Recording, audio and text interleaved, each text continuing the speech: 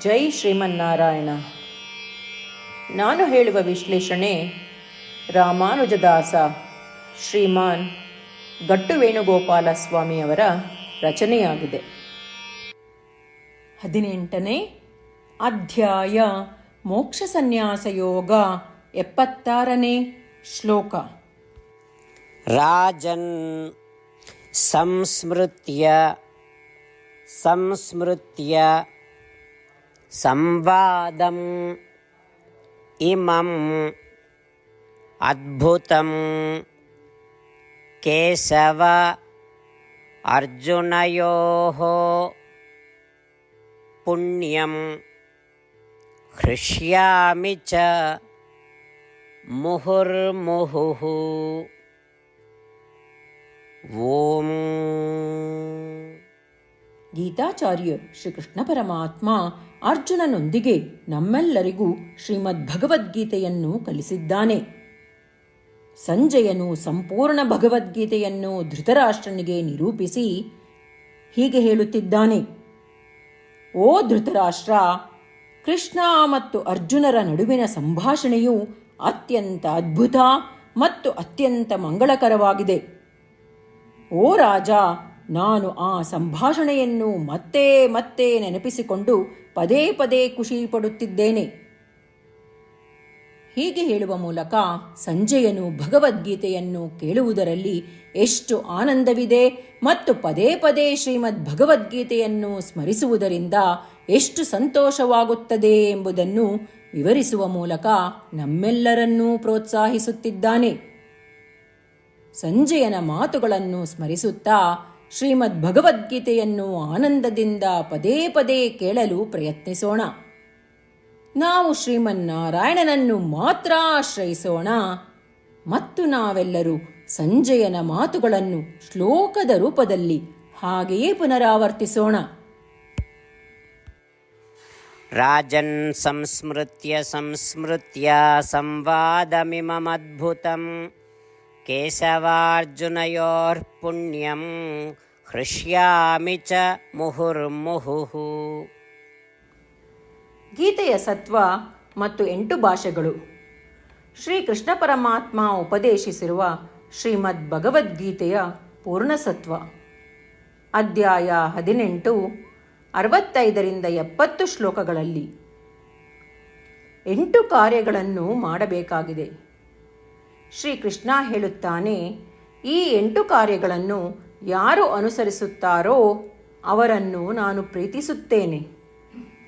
ನಾನು ಆ ಭಕ್ತರನ್ನು ಎಲ್ಲ ವಿಧದ ಮಾರ್ಗಗಳಲ್ಲೂ ಸಂರಕ್ಷಿಸುತ್ತೇನೆ. ಶ್ರೀಕೃಷ್ಣ ಪರಮಾತ್ಮ ಉಪದೇಶಿಸಿದ ಭಗವದ್ಗೀತೆಯನ್ನು ಪೂರ್ಣ ಕೇಳಿಸಿಕೊಂಡ ನಂತರ ಅರ್ಜುನ ಹೇಳುತ್ತಾನೆ, ಕರಿಷ್ಯೆ ವಚನಂ ತವ. ಇದರ ಅರ್ಥ, ಕೃಷ್ಣ, ನಾನು ನೀನು ಹೇಳುವ ರೀತಿಯೇ ಮಾಡುವೆ. ಇದೇ ಕಾರಣದಿಂದ ಶ್ರೀಕೃಷ್ಣ ಅರ್ಜುನನಿಗೆ ಎಲ್ಲ ವಿಧದ ಯಶಸ್ಸು ಮತ್ತು ವಿಜಯಗಳನ್ನು ಪ್ರದಾನ ಮಾಡಿದ. ನಾವು ಈ 8 ಕರ್ಮಗಳನ್ನು ಮಾಡುತ್ತೇವೆ ಎಂದು ಪರಮಾತ್ಮನಿಗೆ ನಮ್ಮ ಪ್ರತಿಜ್ಞೆಯನ್ನು ಮಾಡೋಣ.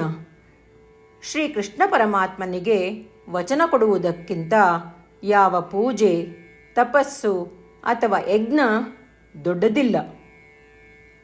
ನಾವು ಮಾಡಬೇಕಾಗಿರುವ ಈ 8 ಪ್ರತಿಜ್ಞೆಗಳನ್ನು ನಾನು ಹೇಳುವೆ. ನೀವೆಲ್ಲರೂ ದಯವಿಟ್ಟು ಮನಸ್ಸು ಮತ್ತು ಹೃದಯದಿಂದ ಯೋಚಿಸಿ. ಈ ರೀತಿ ಶ್ರೀಕೃಷ್ಣನಿಗೆ ವಚನ ಕೊಡುವುದರಿಂದ ನಾವೆಲ್ಲರೂ ಸಂತೋಷದಿಂದ ಪ್ರಕಾಶಿಸುತ್ತಿರುವ ಶ್ರೀಕೃಷ್ಣನ ಮುಖವನ್ನು ದೃಶ್ಯಕರಿಸೋಣ ಮತ್ತು ಆನಂದವನ್ನು ಅನುಭವಿಸೋಣ. ಜೈ ಶ್ರೀಮನ್ನಾರಾಯಣ. ಇವುಗಳೇ ನಮ್ಮ 8 ಪ್ರತಿಜ್ಞೆಗಳು.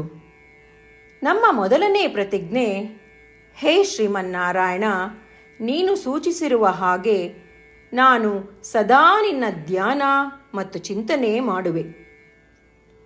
ನಮ್ಮ ಎರಡನೇ ಪ್ರತಿಜ್ಞೆ: ಹೇ ಶ್ರೀಮನ್ನಾರಾಯಣ, ನೀನು ಸಲಹೆ ನೀಡಿರುವ ಹಾಗೆ ನಾನು ಸದಾ ನಿನ್ನ ಭಕ್ತನಾಗಿರುವೆ. ನಮ್ಮ ಮೂರನೇ ಪ್ರತಿಜ್ಞೆ: ಹೇ ಶ್ರೀಮನ್ನಾರಾಯಣ, ನಾನು ನನ್ನ ಎಲ್ಲ ಕರ್ಮಗಳನ್ನು ನಿನ್ನ ಸೇವೆ ಮತ್ತು ನಿನ್ನ ಸಂತುಷ್ಟಿಗಾಗಿ ಮಾಡುವೆ.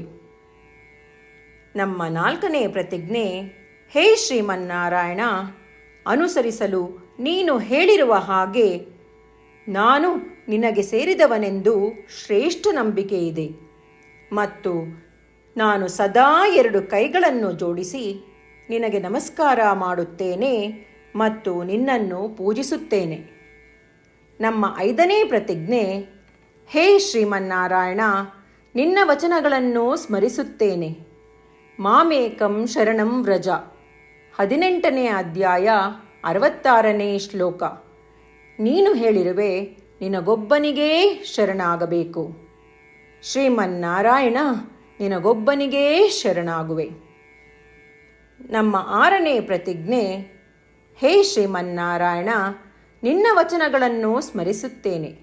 ಮಾ ಶುಚಃ, 18ನೇ ಅಧ್ಯಾಯ 66ನೇ ಶ್ಲೋಕ. ನೀನು ನಮಗೆ ಪುನರ್ ಆಶ್ವಾಸನೆ ನೀಡಿದ್ದೀಯ, ದುಃಖಿಸಬೇಡವೆಂದು. ನಾನು ಎಂದಿಗೂ ದುಃಖಿಸುವುದಿಲ್ಲ. ನಮ್ಮ 7ನೇ ಪ್ರತಿಜ್ಞೆ, ಹೇ ಶ್ರೀಮನ್ನಾರಾಯಣ, ನೀನು ಶ್ರೀಮದ್ ಭಗವದ್ಗೀತೆಯನ್ನು ನಮಗಾಗಿ ಉಪದೇಶಿಸಿ ಅನುಗ್ರಹಿಸಿ ಮತ್ತು ಆಶೀರ್ವದಿಸಿದ್ದೀಯ. ನಾನು ಕನಿಷ್ಠ 1 ಶ್ಲೋಕವನ್ನು ದಿನಾ ಪಠಿಸುವೆ ಅಥವಾ ಕೇಳಿಸಿಕೊಳ್ಳುವೆ ಎಂದು ನಾನು ಪ್ರತಿಜ್ಞೆ ಮಾಡುವೆ. ನಮ್ಮ 8ನೇ ಪ್ರತಿಜ್ಞೆ, ಹೇ ಶ್ರೀಮನ್ನಾರಾಯಣ, ನೀನು ಮನುಷ್ಯ ಸಮುದಾಯಕ್ಕೆ ಗೀತೆ ಉಪದೇಶಿಸಿದೆ. ನಾನು ನಿನ್ನ ಗೀತೆಯ ದೈವವಾಣಿಯನ್ನು ಗೀತೆಯ ಅರಿವಿಲ್ಲದಿರುವ ಭಕ್ತರಿಗೆ ಪ್ರಚಾರ ಮಾಡಲು ಪ್ರಯತ್ನಿಸುವೆ. ಹೇ ಶ್ರೀಮನ್ನಾರಾಯಣ, ನೀನು ಹೇಳುವ ಹಾಗೇ ಮಾಡುವೆ. ನಿನ್ನ ಇಚ್ಛೆಯಂತೆ ನಡೆವೆ. ನಾನು ನಿನಗಾಗಿಯೇ ಶ್ರಮಿಸುವೆ. ಶ್ರೀಮನ್ನಾರಾಯಣನಿಗೆ ದಿನಪ್ರತಿದಿನವೂ ನಾವು ನೀನು ಹೇಳಿದ ಹಾಗೇ ಮಾಡುವೆವು ಎಂದು ಮಾತು ಕೊಡುವುದೇ ಶ್ರೇಷ್ಠ ಪೂಜೆ. ನಾವು ನಮ್ಮ ಅಚಲವಾದ ನಂಬಿಕೆಯಿಂದ ಅವನಿಗೆ ನಮ್ಮ ಪ್ರತಿಜ್ಞೆ ಮಾಡೋಣ. ಶ್ರೀಮನ್ನಾರಾಯಣ, ಕರಿಷ್ಯೆ ವಚನಂ ತವ. ಶ್ರೀಮನ್ನಾರಾಯಣ, ನೀನು ನುಡಿದಿರುವ ಹಾಗೇ ನಡೆವೆ. ಸರ್ವಂ ಶ್ರೀಕೃಷ್ಣಾರ್ಪಣಮಸ್ತು. ಜೈ ಶ್ರೀಮನ್ನಾರಾಯಣ. ರಾಜನ್ ಸಂಸ್ಮೃತ್ಯ